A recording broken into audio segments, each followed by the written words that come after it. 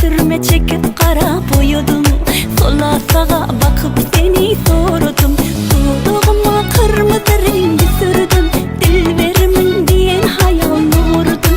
En avudan gülün atrını vurdum. Birce sana men özümü kurdum.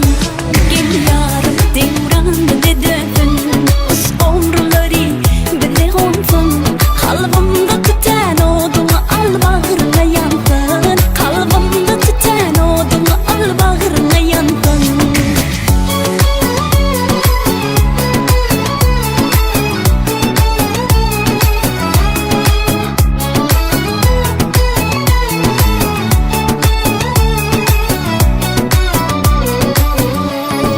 Men ol avudan gülüşüne kurban. Ol boyuna hem duruşuna hayran. Bakışların avuç menne ceyran. Sen erkeğim altın kalıplı arslan. Gülüm ola canımın canı diysen.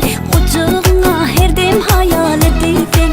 Bir cemini söyüp yüreğine salsan. O bataşın her kim bilse de gelsen. Gel yarım devranı dedin.